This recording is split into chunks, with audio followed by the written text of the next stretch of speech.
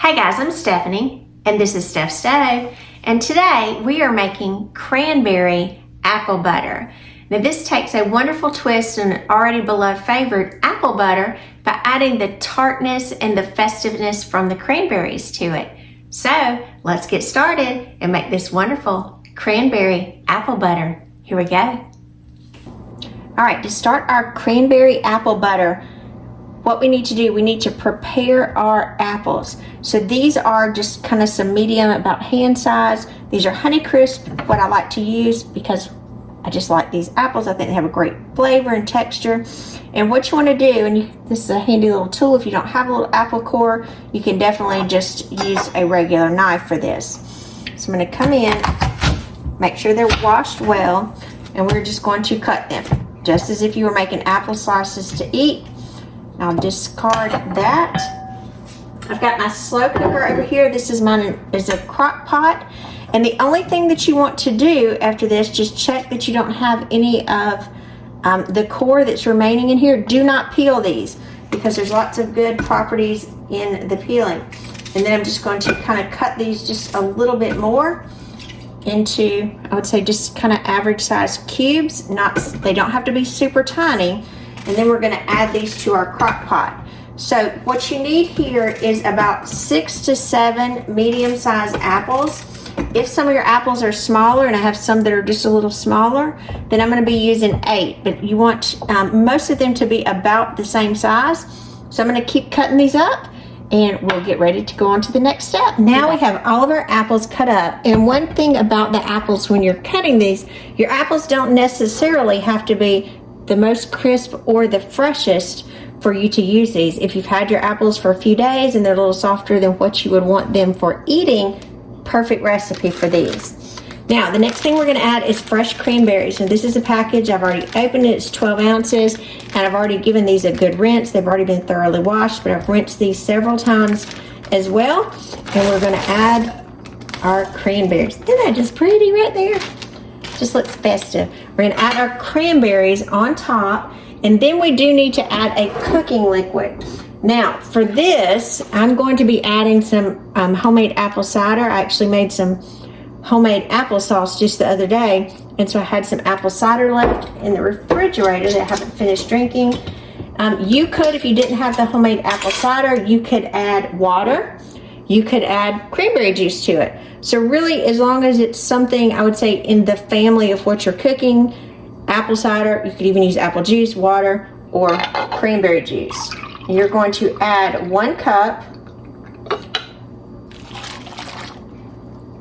1 cup to your cooker. Put that to the side. I'm going to go ahead and put this in my crock pot, and I'm going to turn it on high, and this is going to cook for 5 hours. So at the end of 5 hours, then we're going to need to check it. We're going to add some spices to it and get ready for our next step. So I'll see you back in 5 hours. All right, our apples and cranberries have been cooking for 5 hours. I'm just going to open the lid. Again, do it very carefully. And I could actually hear earlier when I would go by, I could hear some of the cranberries popping. Oh, did it sound sweet? Come back in the smell. It's starting to. I won't say through the entire time, but as it gets to the end of the cooking, the 5 hours, you start smelling the cranberries and the apples, and it's just delicious. And I've got a wonderful cooking liquid that has come through. Most of my apples are very tender at this point. So now we're going to come in, and you can see we even have a greater amount of liquid than what we added to it. Remember, we only added 1 cup. So I'm going to take an immersion blender here. You can do this with an immersion blender. You can put it through a sieve. You can put it in a food processor. I just like to be able to put my immersion blender straight into the crock pot. And we are just going to blend this together.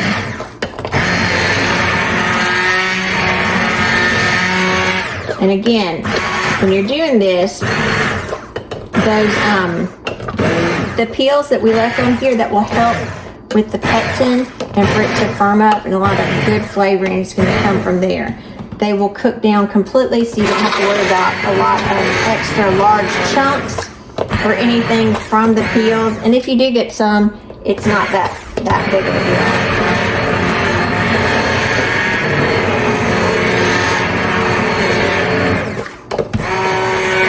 And be careful when you're doing this, because again, this is a very hot liquid. So if you just see some larger chunks, just kind of lift your immersion blender up, go into that area, and blend it nicely. And even the peels from the cranberries, the outside skin, will just come together nicely. Ooh. Twisted so much that my immersion blender come undone.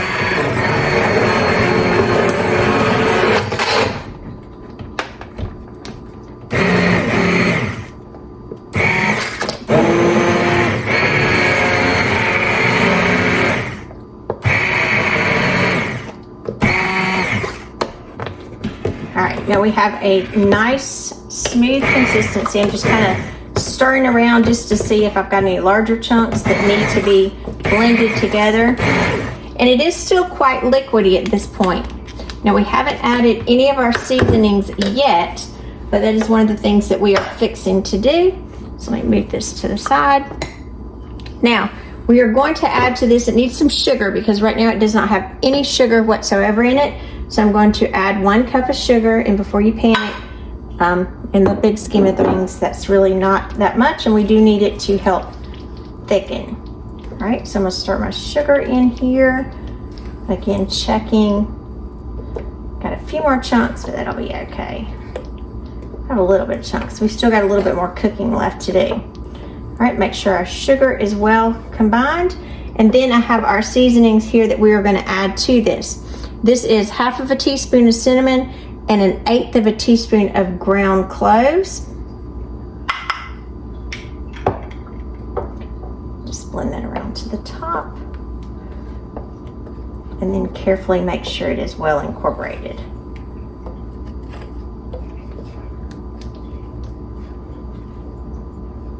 All right, looks really good. Ooh, and those cloves hit it. Oh, gracious. The smell is amazing. Put that on the paper towel. Now, this is not ready yet. It is still very a loose consistency. So right now we need to put the lid back on it and we will cover it. Do this carefully.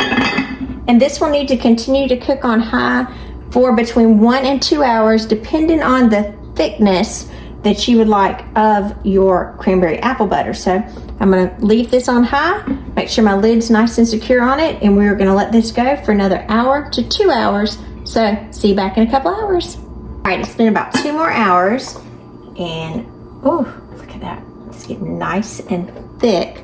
Look at that pretty consistency there. Oh, it's still hot where it can perfectly pool there. Look at that, just, beautiful, beautiful, beautiful. Just gorgeous. Give it a good stir. And then we are going to put the lid back on it, turn the heat off, and let this cool down, and then we'll get ready to jar it up.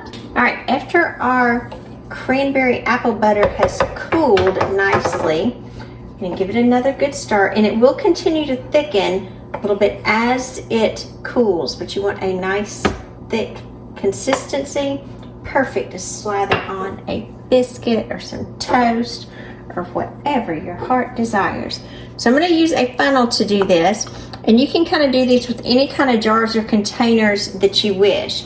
And then you just want to ladle it into your containers. Perfect serving size. So if you're giving this as gifts, maybe you want to use smaller containers, do them right up to the ring. Then if you're doing these for your personal consumption, maybe you have a family member that really, really likes this, maybe you want to do it in a larger container. Now for this particular apple butter that I'm doing, I'm not going to be canning these to make these shelf stable. I'm going to be making these where I can put these in the refrigerator because we'll be eating these rather quickly. You can see that beautiful consistency here. Look at that. Just that beautiful, and as it's pouring down. It's not too thick, but it's just right. But again, if you did want to make these shelf stable, After you put these in your jars, you would need to wipe off the rims really well to make sure that everything is nicely placed in these. Put the lids on them and then water bath can these for about 10 minutes. Let them cool, take them out, tighten the lids slightly once they cool, and they will be shelf stable. So really the options are, depending on how that you want to enjoy this or how quickly you'd like to enjoy this. This will stay fresh and perfectly good in the refrigerator for several weeks. Most of us will consume it way before we have to worry about it going bad, so that's never a problem with us. But just know you have options here. So just add your containers accordingly, and it makes a beautiful gift that you can give to anyone as they would enjoy this wonderful, wonderful apple butter with a nice cranberry twist. So I'm going to keep filling these up, and then we'll be right back. I'm Stephanie, and this has been Steph's Stove. For today, we made this beautiful cranberry apple butter. Now, the smell of this is perfectly smelled like the holidays and fall, and just delicious. Now, it is still a little warm, so you do want it to cool down before you put it up in the refrigerator.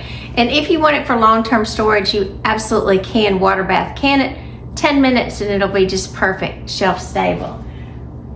I don't have any biscuits or anything made, so I'm just gonna lick this thing. Look at that beautiful thickness, and you can see it's got a nice consistency. That's so good. That's delicious. That is super good. Oh, look at that color. I don't know if you can tell. Look at that. Just beautiful. That's just itching for some English muffins or some good old Granny's biscuits to go with them. This is a great recipe, one that you can set it and forget it, kind of put it on all day, and then enjoy the wonderful bounty of it later in the day to put up. Again, toast English muffins, you can put on pancakes, you can make muffins with it, or you can just enjoy it on a biscuit. You can just eat it. The choice is yours. But it is delicious and a wonderful thing to make with the fall as a twist to your normal apple butter. So remember, I'm Stephanie, and this has been Steph's Stove. Give us a thumbs up. Click that subscribe button for more great content like this. Steph's Stove, we're making memories, one dish at a time. Thanks for watching, guys. Have a great night.